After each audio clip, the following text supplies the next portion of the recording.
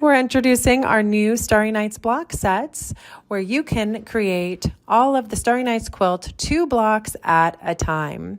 Each of our block sets includes the online instructions and patterns to create 2 blocks, along with the unique templates that are used to create those 2 blocks, and a whole bunch of great education, and of course the embroidery designs that are for each of those blocks. So a lot of goodies that come with it, but more importantly, you're going to be able to use these amazing block sets to create the designs that are part of the Starry Nights Revisited class that Kathy Clawson will be sharing with you today. So we hope you enjoy the amazing preview that Kathy's going to be taking you through. And if you're already a starlet and you have these amazing templates, then I think you're going to love the Starry Nights Revisited and being able to take all of those designs and now turn them into colorful works of art. Enjoy this preview by Kathy Clawson. Thank you.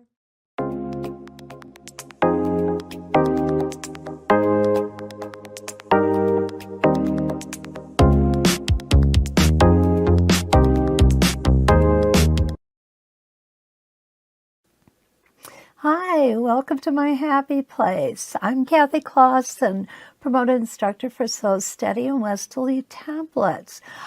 Welcome to my studio. Today I'm going to give you a little bit of a preview of a new class that we have starting on Monday, November 13th. The class will be held from 4 to 7 p.m. Central Time. And it's going to be live. We're going to be able to interact with each other during class time, and it is a platform that I just love. I love being able to hear your thoughts as we go through and learn together. And I do say learn together because I learn as much from you as you learn from me. So let's take a look at what we're going to be working on. We're going to be looking at the Starry Night Revisited, and we're going to do it just a little different than the original pattern. We're going to be using our templates, of course, the same way we always do. We're going to be using some coloring techniques along with it. These blocks are gorgeous. They're absolutely beautiful blocks. So to do them in another manner is just upping the game just a little bit, you might want to say, or just getting a totally different look to it. And if you want, you can make one block and do the whole quilt with just that one block, or do all 16 that are different. So we're going to take a look at it. We're going to come up with some new ideas. Here is just one of my blocks from my original quilt. And what we're going to do is we're going to give you 30 minutes to sit back, relax, take a look at how we're going to do Starry Night Revisited. Okay, so one of the things that I like to cover in classes is just the basics, and I like to do this once with the first class. So what I've got here is I have my first block for my first square. I like to make a vertical and horizontal crosshair, meeting in the middle. And then what I do is I put my crosshair ruler, and for example, on this particular block, what we're going to need is,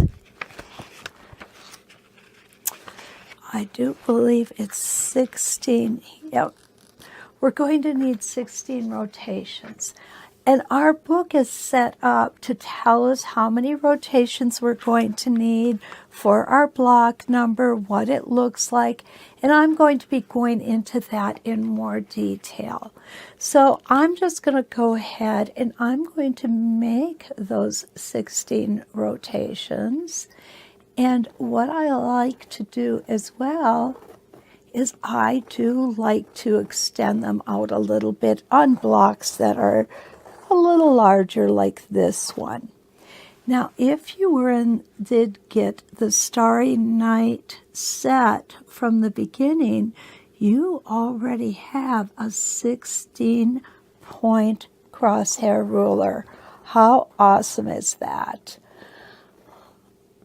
And it makes life a lot easier. But we're going to cover how we can do this with our 8-point ruler. No worries.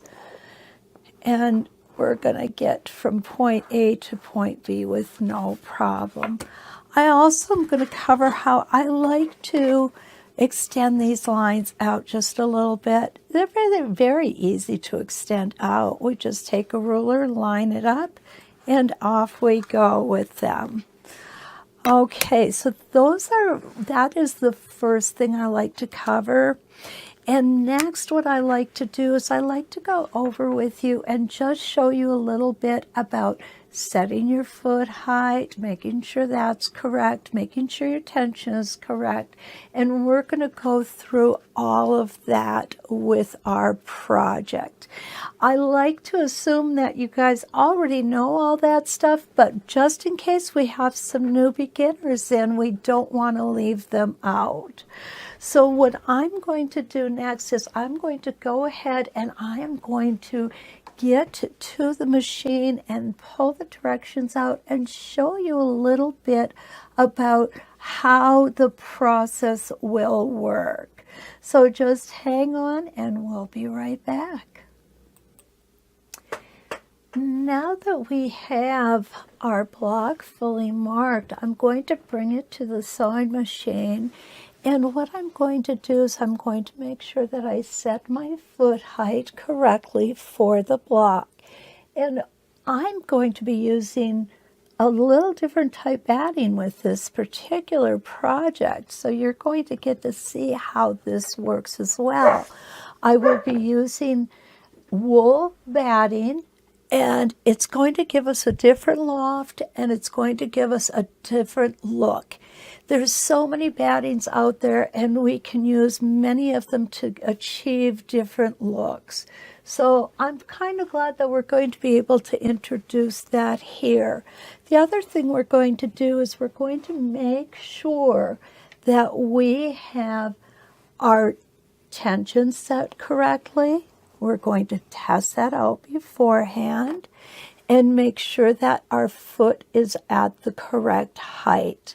So those are two things that I think are vitally important to make sure that your project turns out looking great. With each block, we are going to be given directions. I'm going to show you a little bit here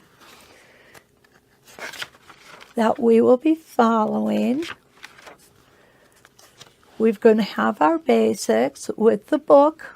The book, I think, is really vital to doing this class properly because it gives us fabric requirements. It gives us all the requirements we have, whether you want to do one block design or whether you want to do 16 block designs. So it is really, really a valuable tool. And what it tells us is it's going to tell us what templates we need, how many reference lines we need, what the block is basically going to look like when we're finished with it. And you know, just because I chose to do this project using the colored pencils doesn't mean that you have to. If you want to TempLee this project, that's fine. We can deal with that. That's no problem at all. The book is also going to tell us how exactly we're going to stitch out the blocks, what order we're going to take. So what you're going to see when I come in to start the class, I'm going to have my block.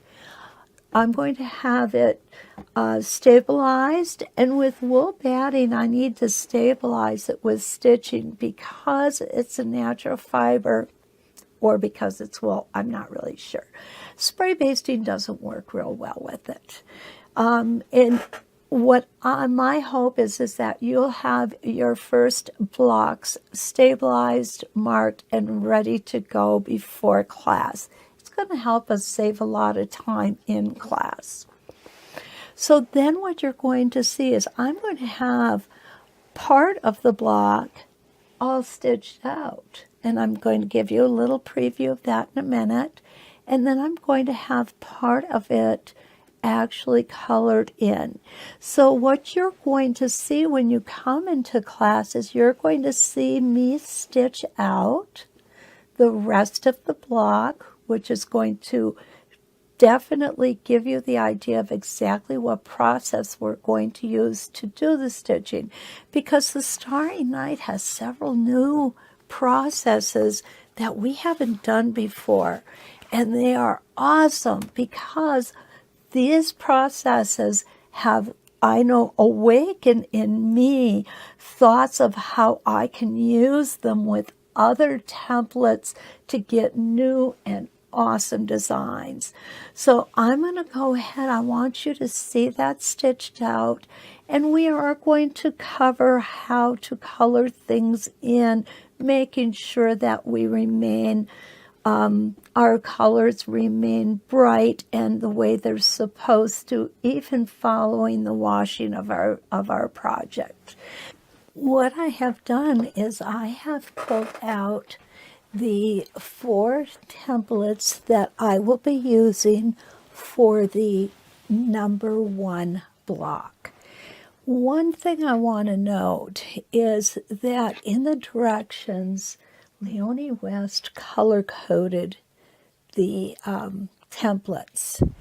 And I think that's genius, quite honestly, because it gives you two different ways to make sure that you're not grabbing the wrong template. One, of course, is going to be by the size, which is right here, but secondly, it's going to also be by the color. I just used regular Sharpie markers and went around the inside of the templates and colored them in. I also suggest you have a ruler rack or a template rack. You definitely want to keep your rulers organized while you're working on them. And this tool is invaluable to make sure that we are organized and can easily find our templates when we need them. So I'm going to set those down there, come back to the book, and what I want you to see is that we have different steps that we're going to follow. For example, in block 1, we're going to be doing step 1 through 4, and that's going to just be repeated 3 more times. So the entire block is just simply repeating some of these steps, and it just makes life so easy for us. And we have, of course, on our pattern, we have the color coding on the stars that matches the color coding on our templates. Again, genius.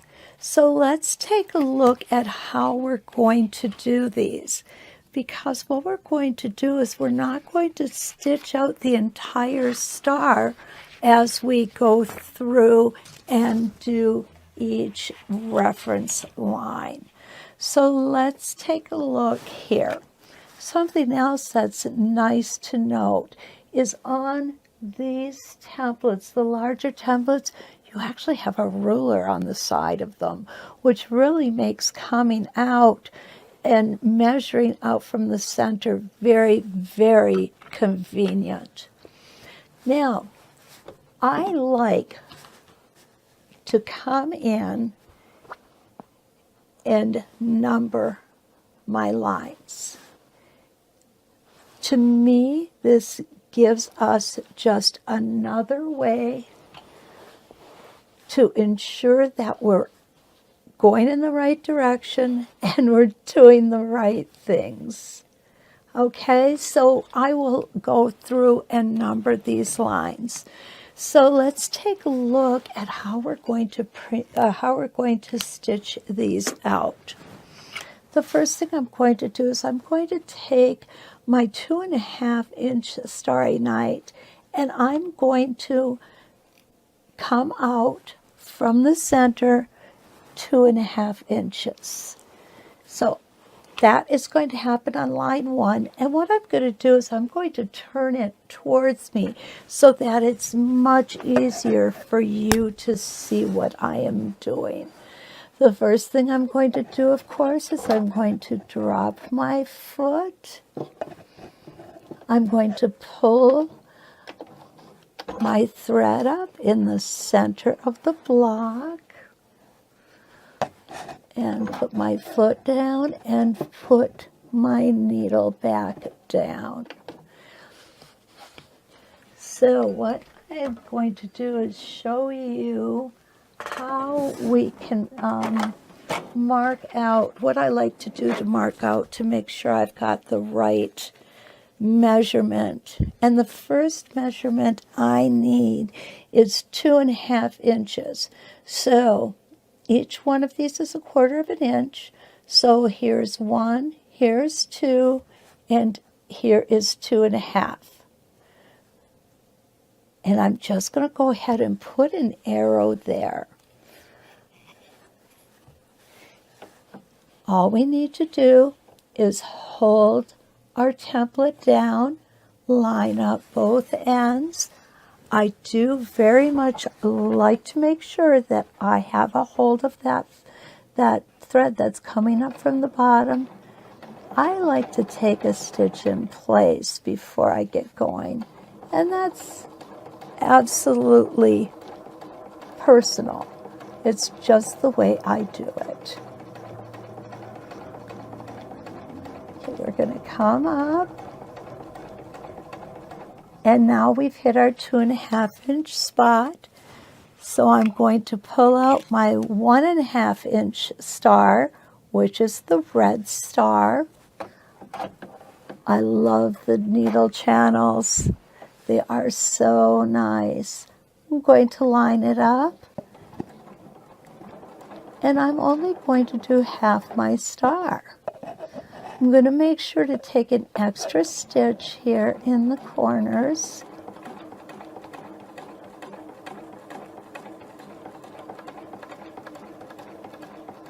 And up we're going to go and stop at the top. Now I'm going to take this out, and I'm going to bring back and move up 1.25 inches. So let me go ahead and move this for you so that it's easier to see. So there's 1.25 inches. And again, holding it straight. I'm going to stop right there and do a 2-inch star. There we go. I'm just going to turn this around. So what you see is that when we get our star, we're going to come back down here and finish, and then come back to our center. And that is the premise of how we're going to do a lot of our blocks. I wanted you to see this. It's not difficult, okay? It's really easy to do. It just takes a little bit of practice, like everything else. How do you get good at anything? You practice.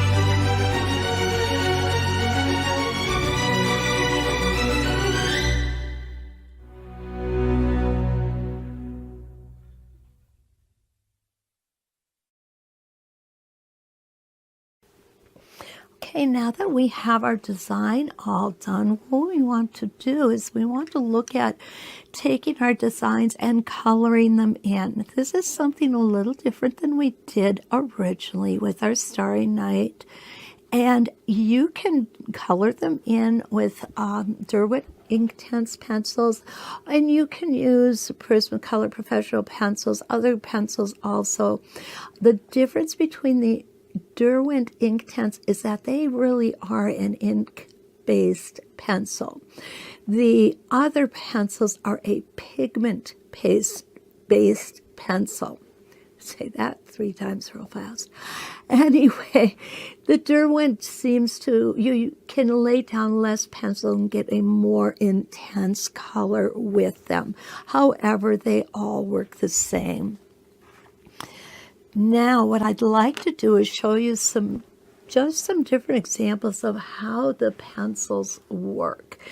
What I've done here is I have 5 petals on this design, and I have used the same pencil in all 5 of these petals. And in this one, I just laid down a light layer of the pencil. That's it.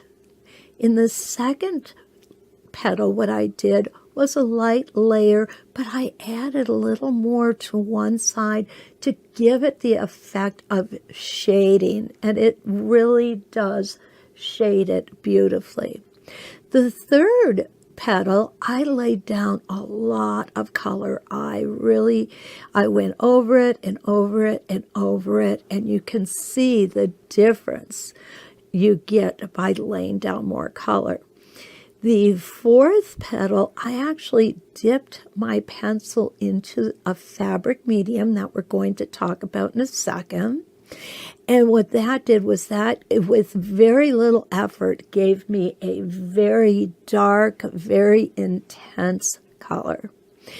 And the fifth petal, what I did was I used what's called an iridescent medium. And what it does is it has little bits of mica powder in it, so it makes it look a little sparkly. Actually, this one kind of looks like maybe a Disney character's ball gown. On this side of our sample, I use the same pencil all the way around, just using these methods here, except the iridescent medium.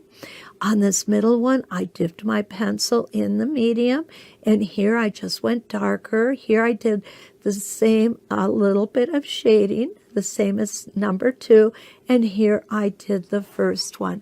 Let's talk about that textile medium. I use jacquard textiles. It's for natural or synthetic fabric. It has an excellent light fastness. And what that means is when we apply it on top of our pencils, what's going to happen is they're going to be protected. They'll be protected from wear and tear, and they will be protected from fading out when you wash your item. Okay, this is really important. Without this textile medium, and it doesn't need to be this brand per se, it's just the one that I get. There's many different brands out there on the market. But without them, there's no guarantee that your colors will not fade or disappear in the wash. Okay, again, definitely don't use an electric pencil sharpener on these pencils because they will break. The leads are quite soft. So you can see I've got 2 stars already done here. And what I have in the 1 star on this side is I actually have already put the medium on it. On the other side right now, it is just pencils. So let's pick out another color here. And oh gosh, we have so many choices. I love all the choices of colors that we have to choose from. The way we can blend them together is awesome. Okay, so let's take these 2. I'm going to do the next ones with some blue colors. And again, what I've done is I've just taken a lighter color blue, which is called iris blue, and then I'm going to use some navy blue for a little bit of shading. And what I'm going to do is exactly the same as I did down here. I am going to just lay on some color. Now, this is basically exactly like what we learned when we were children, coloring inside of the lines. Do you have to cover inside the lines? Absolutely not. I want you to color any way you choose, okay? And I'm just going to fill that star in. And this doesn't take long. It really is a very quick process. And if you want to do this with your project, that's great. However, you don't have to. You may decide that you want to TempLee your stars, and that's fine too. You may decide you don't want to do anything but let the fabric stand on its own and be the star of the show. A little bit of a pun there. It was intended, even though it wasn't really good. It was intended. Okay, so I've got my light layer. Now I'm just going to go ahead and I'm going to add some darker color on the star points and around the outer rim of the design. And what you can see what that's doing is that's giving us a little bit of a shadowing effect. And isn't that beautiful? That's just awesome. Now what's going to happen is we're going to take a small paintbrush. I'm not going to do it on this one. I'm going to go ahead and do it on this one. What you're going to notice is how the medium actually makes it appear as though the pencil is melting into the fabric. It smooths it out. It gives it just a beautiful, beautiful finish. And there we go. Isn't that awesome? So I really hope that you'll think about joining me on November 13th at 4 o'clock till 7 o'clock Central Time.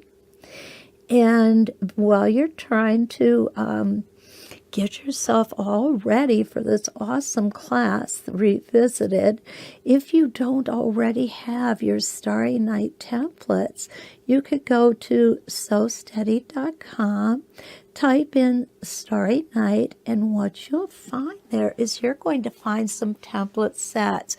And we've got 8 template sets that house templates for the different blocks in this pattern. And they're numbered from 1 to 8. You could get one.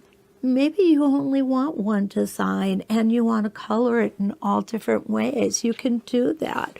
Or you want to do all the designs and follow me through the 16 blocks of the Starry Night quilt.